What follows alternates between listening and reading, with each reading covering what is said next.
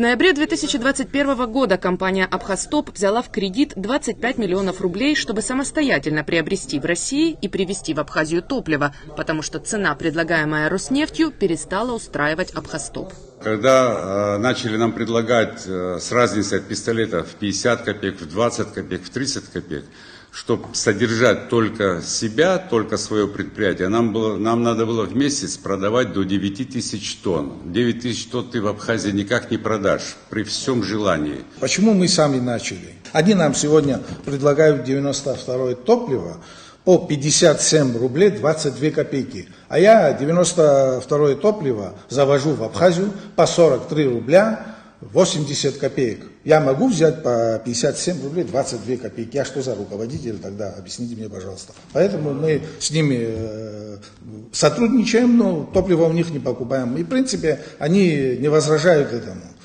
Вот мы и начали. У нас дизельное топливо, у них 63,30, а мы оптом даем по 62 рубля.